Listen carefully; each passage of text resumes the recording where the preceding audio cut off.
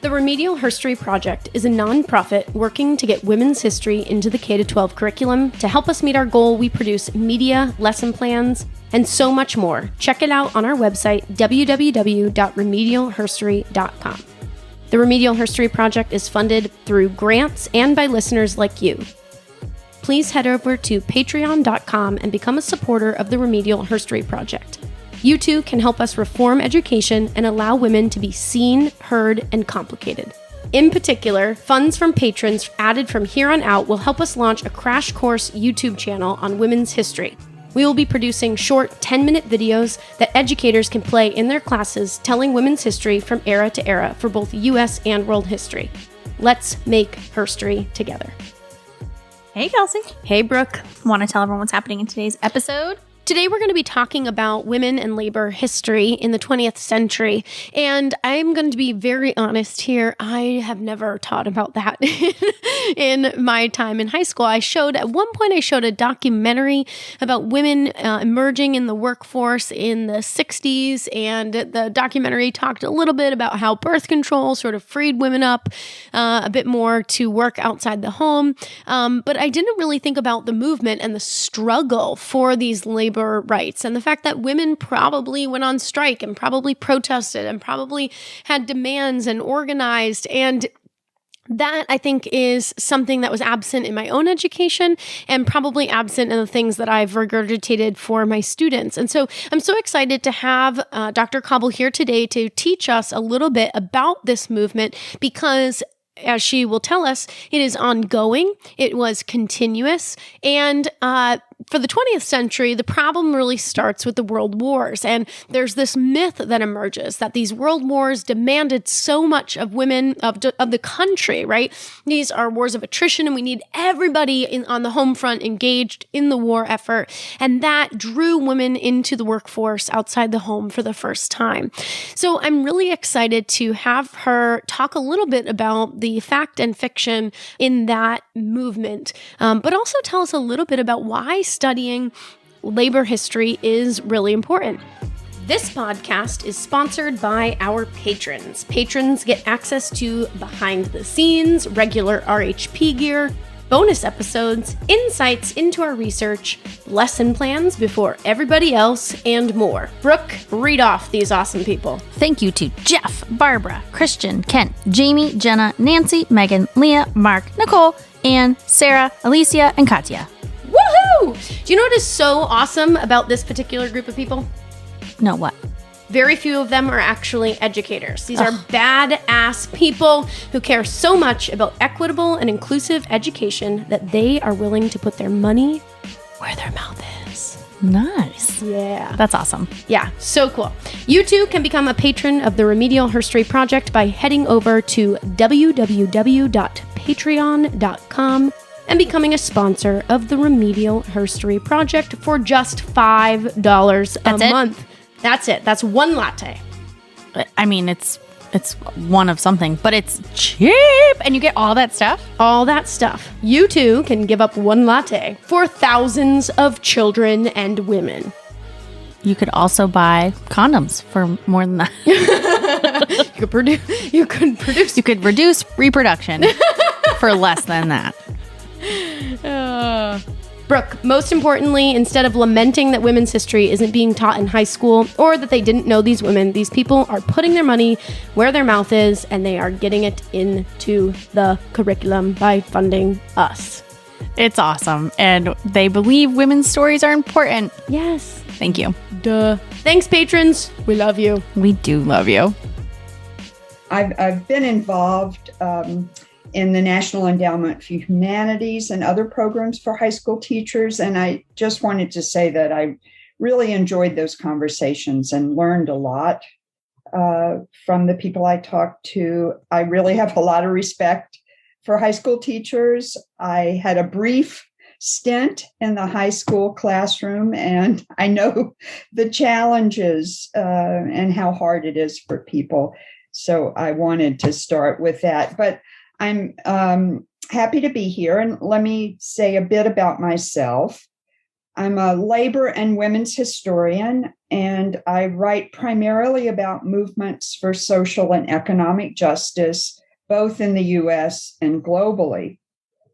And I'm especially interested in movements that are led by women and how women have been a force in history. That's a phrase from a turn of the century pioneer historian, Mary Beard. I think my interest in multiple inequalities, the inequalities of sex, race, and class, and social movements organized to address those inequalities and improve the world around us, that goes back to my childhood. I grew up in a blue-collar family in Atlanta, Georgia in the 50s and 60s, and my father drove a train and my mother worked part-time in a department store. I think my father's work for the union and my mother's democratic politics, she was, I think, more progressive than he was. And I think that's actually true for much of the 20th century for our working class men and women. Those things shaped me, as did the ideas and energy of the civil rights movement. That movement was all around me in Atlanta, and I learned an enormous amount from that movement and the possibility for social change and how people can organize and come together and really make a difference. When I went to college, I was also influenced by the anti-war and the women's movement. I think the jobs that I've held have a lot to do with the kind of research questions that I ended up writing about. I had a lot of traditional pink and white collar women's jobs, file clerk, receptionist, waitress, Kelly girl, those kinds of things. I also had a very non-traditional job for women. I worked for 2 years as a stevedore, or what was called a longshoreman, in my 20s. And having that variety of and range of jobs started me thinking about this vast difference between the world of men's work and the world of women's work in terms of pay, but also prestige and control at the workplace and authority. Those kind of things fascinated me. And so I began to say, well, why? How do we explain these differences? And what difference would it make if women organized collectively to change the workplace? And had they done so in the past, what could we learn from those women? How can we bring some of their insights into the present day movements?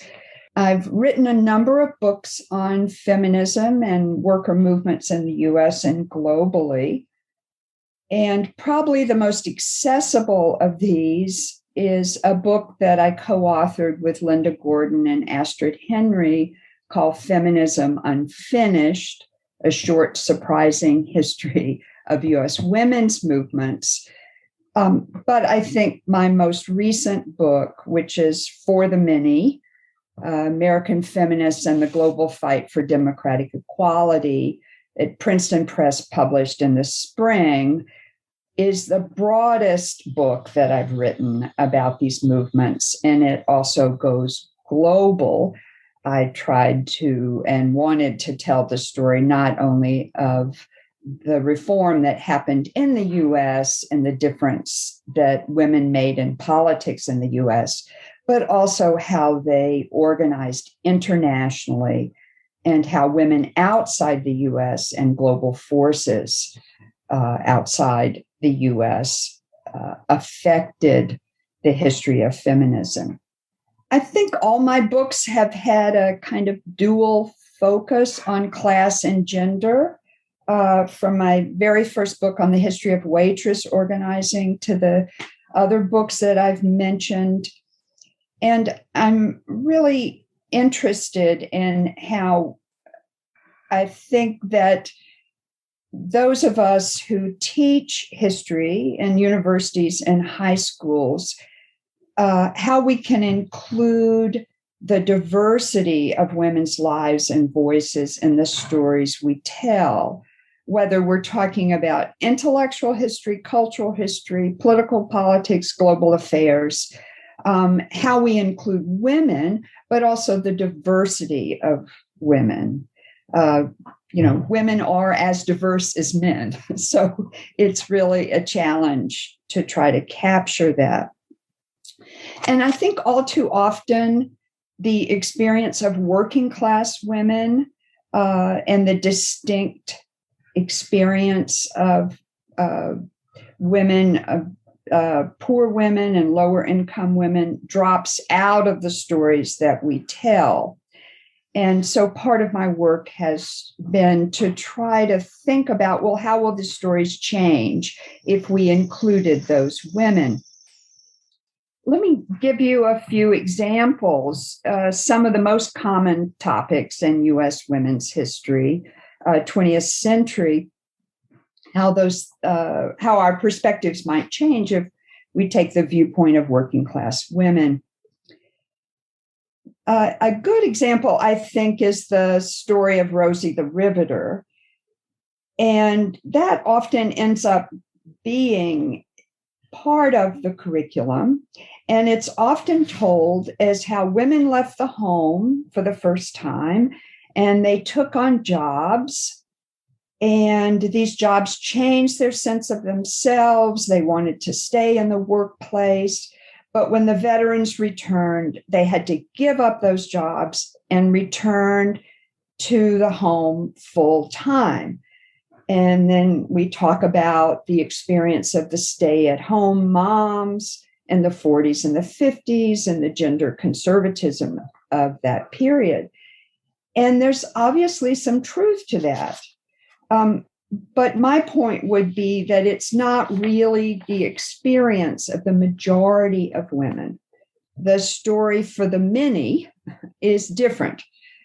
Most of the Rosies had already been in the workforce.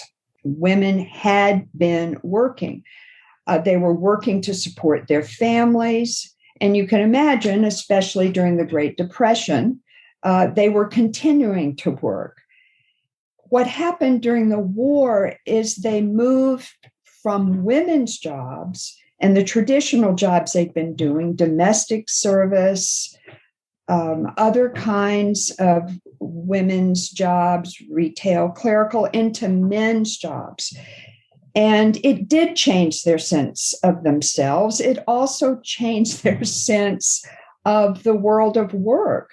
They asked some of the similar questions that I asked. Why didn't they earn so much more money in these jobs? Why did they get so much more respect? And some of them even had union protections and guaranteed rights. And one of the stories I tell is how, given that experience, they ended up going back into many of the unorganized, lower paid women's jobs, and they wanted to change those jobs. They did not go back into the home and were full time in the home. They combined wage work and what I call family work. It was what they called the double day. And they wanted to make their lives as working mothers, as working wives, better. And so one of the stories that really needs to be rethought is how we tell the story of activism, women's activism in the post-war period. Many of these Rosies did become active in the labor movement.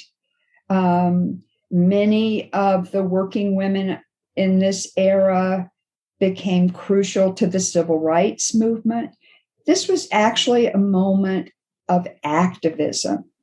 So it's a bit odd that we sometimes tell this story as a post-war story of conservatism. I think that's true for the broader culture.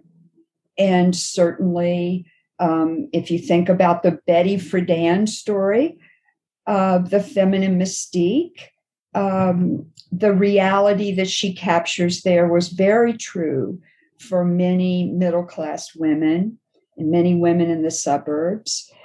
And it is a story that she based on her classmates at Smith, but it's a limited story, and it doesn't capture what was true, I would argue, for the majority of women. I can talk a bit about the wave metaphor in women's history as another example, too, of how sometimes the stories we tell don't really capture the full diversity and range of women's lives. Probably most of the teachers who are listening and most of your audience know about the wave story, and that is the most ubiquitous metaphor that historians use to understand the rise and fall of women's movements. And that story begins with 1848 with Seneca Falls as the beginning of the first wave and ends in 1920 with the 19th Amendment. And then the second wave doesn't pick up until the late 60s with the rise of the mass feminism. I call it a new feminism or a boomer feminism because I'm always thinking that there's multiple forms of feminism and they change over time. But you can hear that two-wave model really leaves us with a large 50-year period where there's no waves. It's what I call the missing wave. And that really doesn't capture that important period of social change from the 1920s to the 1960s. It doesn't capture the labor movement, the civil rights movement, or the women's movement. Women were organizing with their brothers in civil rights and labor movement. They were also organizing on their own. The women in that movement, I would claim, were feminists. They recognized that there were barriers related to sex, and they wanted to end those barriers. At the same time, they weren't narrow feminists. They wanted to combine movements to end sex inequality with other kinds of movements. I think of them as the forerunners of intersectional feminism today. And I think it's important that we try to reclaim their story and understand their perspectives and realize that we have this rich history to draw on that leads right to the very present in terms of the concerns of many women today for wage injustice and mothers' rights. Let me talk a bit about the book that I just finished, For the Many, American Feminists and the Global Fight for Democratic Equality. There were a couple of aims I had with that book, and it took quite a while to write, over 10 years, and I traveled around the world to lots of different archives and talked to lots of women activists in the present as well to write the book. I'll mention three things that I had in mind that I hope to accomplish. I really wanted to give a sense of the power and presence of women in politics. And I think that it's important for people to know that there's a backstory to the rise of women's politics today. We see the change all around us in women's leadership in government and also women organizing in their communities and running for office. But there's a long history of this. Even before women had the right to vote, they were organizing to change the world around them, and they affected social policy and the law and workplace practice. So I think that's important to capture. And I try to talk about some of the well-known women like Jane Addams and Eleanor Roosevelt and Mary McLeod Bethune and Frances Perkins and Gloria Steinem, but also some of the women who travel with them, working class women that often are not given enough attention, Rose Schneiderman, Maida Springer Kemp, and right into the present day. Second, I wanted to capture the vitality and continuity of a feminist tradition that I call full rights feminism, one that's centered on economic justice and human rights. And it's one that sought for equal pay and revaluing the work of women in the market, but also the work of women in the home. And mother rights and the protection of mothers and of the family was central to this tradition. And I'll come back to that and say a bit more about some of the specifics that these movements fought for and some of their victories. The third and last big aim of the book was to tell the story of American feminism as a global history and to help us understand that the U.S. is not that different from the rest of the world in many ways, that it's shaped by war, it's shaped by depression, it's shaped by a global conversation about social reform. And I wanted to put those women into that conversation. And I ended up really falling in love with many of the women like Frances Perkins and Mary McLeod Bethune that I can talk more about, who were U.S. born, but also some of the women abroad that shaped American feminism in such fundamental ways. Women from India like Ella Bhatt, Margaret Bonfield from the UK, who was the first woman in the British cabinet, Sweden's Sigrid Ekendahl, who had such an important influence on American feminism in the 60s and 70s.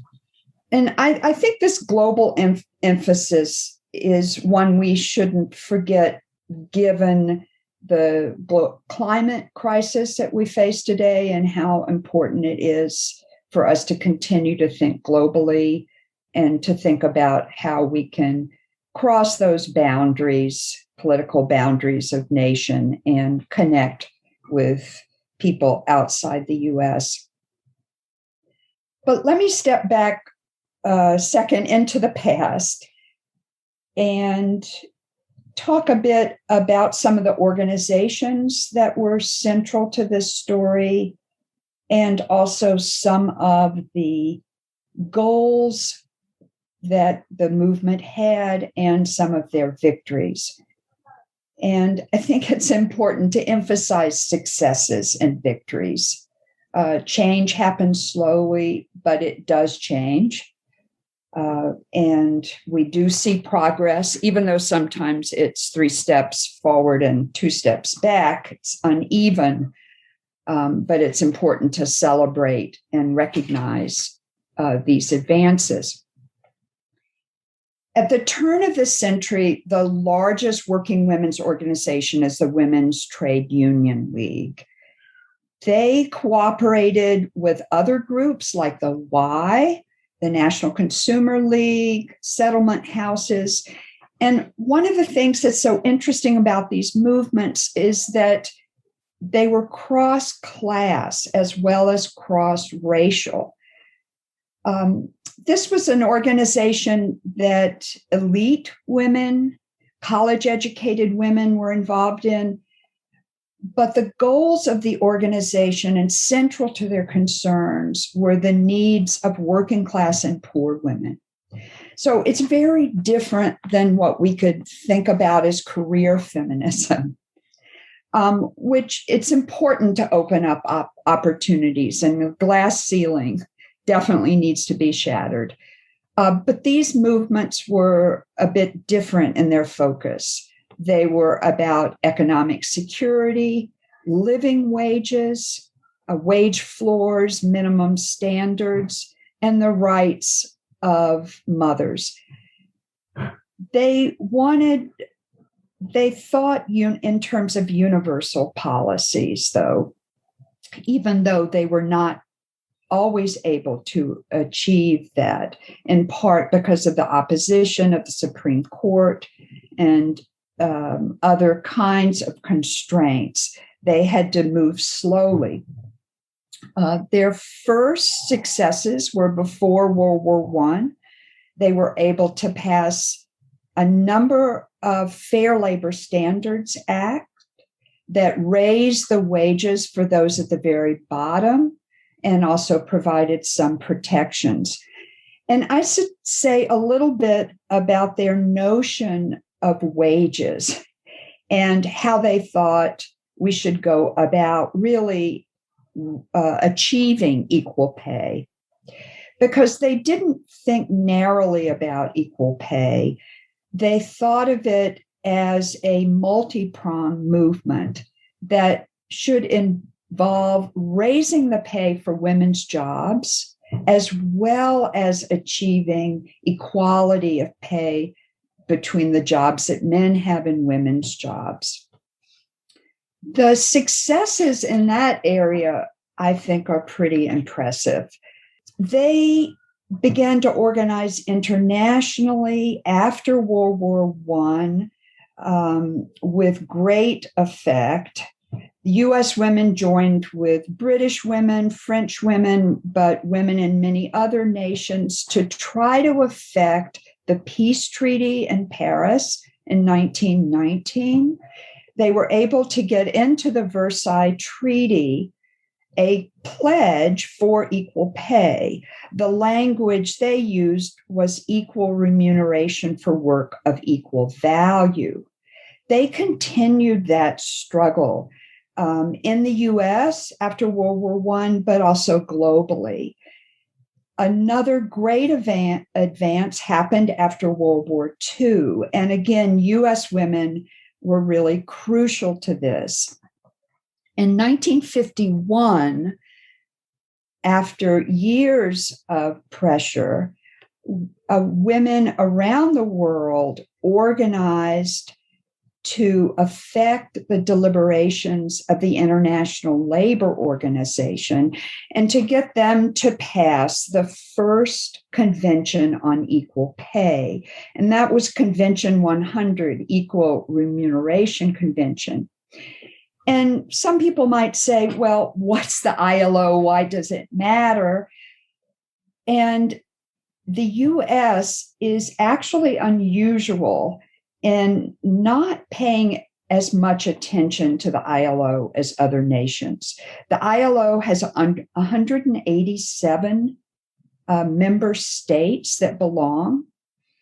And many of those states take these conventions that are passed and use those conventions to write legislation and to pass legislation.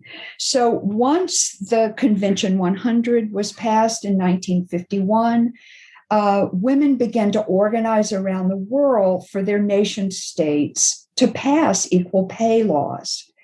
So it really energized a global equal pay movement.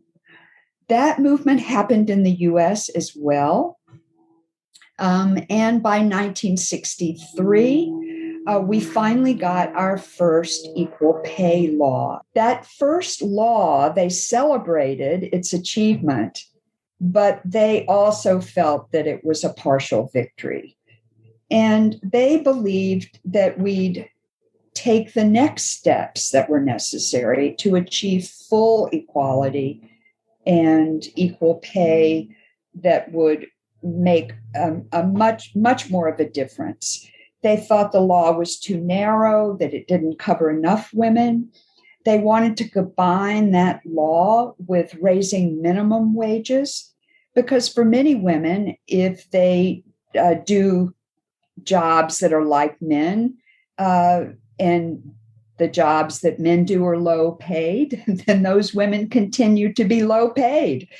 So they needed to raise the wages at the bottom as well. Let me just shift gears and talk a bit about some of their campaigns for mother rights. And again, this happened domestically, and there were successes in the US and legislation and in other ways, but also globally.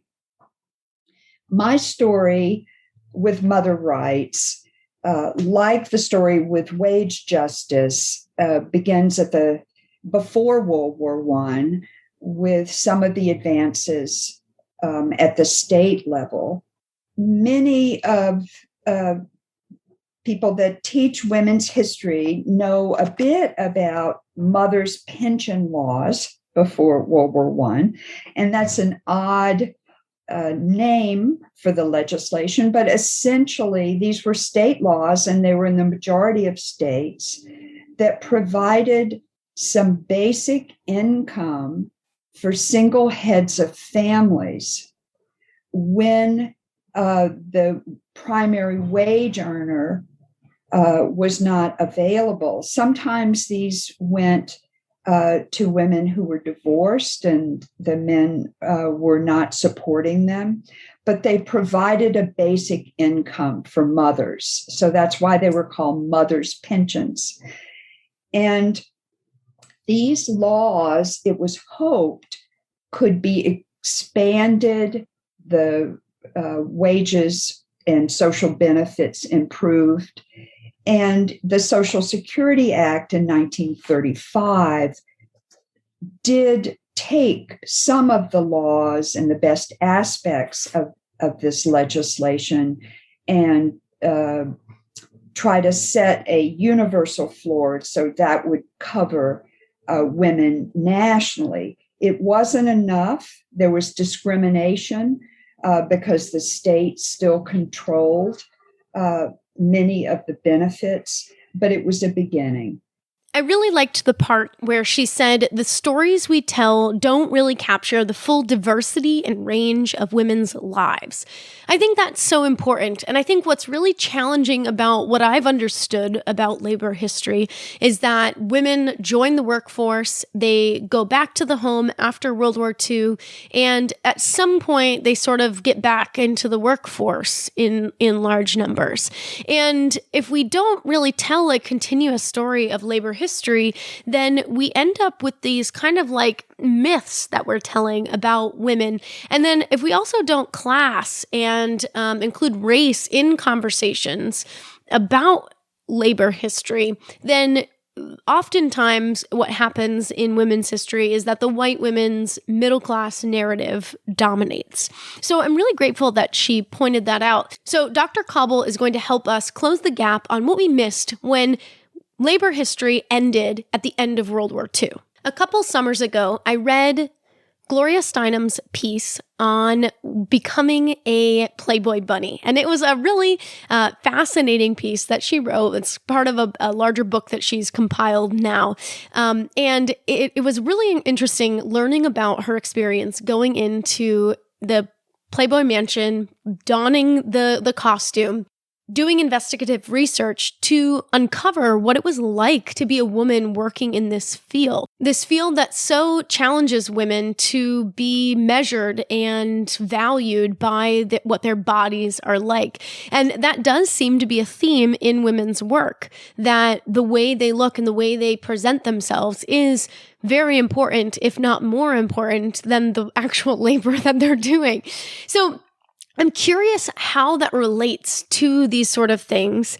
As you're talking about mothers in the workforce, it makes me think that there's actually another realm of women and labor history that needs to be talked about and considered. And it's this sort of like bodies and image at work, and how our body, there are very few conversations about men's bodies at work, and yet women's bodies and their appearance and what's appropriate and what's not appropriate to wear, all sorts of things like that come up in the workforce. And so I'm just curious how that has come into your research and how that comes into this theme of the latter part of the 20th century and the continuous labor movement.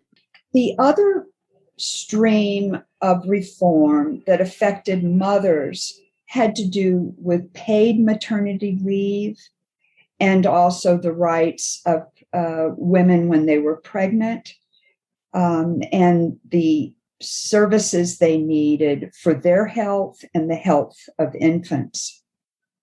Working through the ILO, U.S. women were able to get the very first Maternity Protection Convention passed in 1919. And I tell that dramatic story because women didn't have a vote in the ILO in 1919. They could only lobby the male delegates. And they spoke with great eloquence, and they were persuasive in getting a norm of 6 weeks of paid leave before and after for mothers, and health services. The U.S. has not been a leader in this area, as we are all too aware. Most nations around the world have such legislation that provide for income support for mothers and health services. We do not have a federal law. The women I write about were able to get an initial federal law passed in 1921. It's the 100th year anniversary of that, the Shepherd-Towner Act. But that did not go very far. What's gratifying today is that these issues are back on the agenda. And many of the things that the full rights feminists lobbied for and argued for are now being considered once again. Esther Peterson, that I talked about just a minute ago, she not only was central to the Equal Pay Act in 1963, but also in helping set up a presidential commission on the status of women that ended up recommending many of the very same things that are being discussed today. Child allowances to almost all families, investment in childcare and pre-K, living wages for care workers, paid sick leave, paid maternity leave, paid vacations. They also wanted to think about how we could create policies that have to do with work time and how we can address what I think of as an epidemic of long hours and burnout, not just for working moms and dads, but for everyone. We, as a nation, have among the longest hours of any wealthy country. They proposed greater disincentives for long hours, like overtime and double time. But they also wanted to create paid leave so that people could take time off of market work. And they wanted to redesign the whole idea of jobs, making jobs more family friendly, so that taking leave was not stigmatized, that it was seen as something that was necessary, a social good that actually would be beneficial for our productivity. It wasn't a negative, but a positive. And I think we're once again having these conversations and can make progress on some of the ideas that they proposed and some of the issues that they identified. So I do think that integrating labor movements into the story could be an exciting thing to do in high school. I think talking about child labor is certainly one way into the topic. Talking about, I found this to be true when I was working with undergraduates at Rutgers, that they were very interested in the idea of body rights and the kinds of dangers that workers faced in the workplace, questions of worker health. Was it acceptable for employers to ask workers to risk injury at work? Are those laws fair today? How are women's bodies or pregnant bodies at work treated? We certainly have a ways to go in terms of thinking about the rights of pregnant women for accommodation, the rights of disabled workers for accommodation. A lot of teenagers have jobs in retail. What about the employer policies that control uniforms that can be worn, the appearance of workers on the job? So those issues of standards of beauty and appearance might be ones that teachers want to pursue. I wrote a bit about that in my book, Dishing It Out on Waitresses, where I tell the story of how Playboy bunnies organized in the 60s.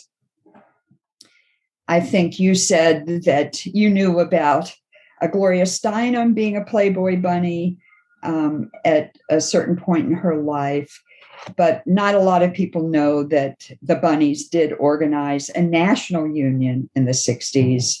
They negotiated with Hugh Hefner over some of the rules that governed their lives. And one of the things I always thought was interesting is that they didn't want Hefner just to set rules for what they could wear and how they could look, but they wanted him to set rules that controlled customer behavior. And I thought that's a great way to go in terms of the new jobs in the service sector.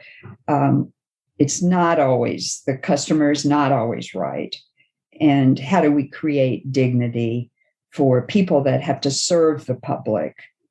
And that's certainly important for young people today and for women in particular. I hope this enriches the curriculum and helps people see that those sort of stories of working women and the different kind of feminism that they embraced. Thanks so much for listening to Remedial Herstory, the other 50%. Please subscribe, rate, and review wherever you listen to your podcasts to bring more voices to the conversation. We really appreciate that effort. Until next time.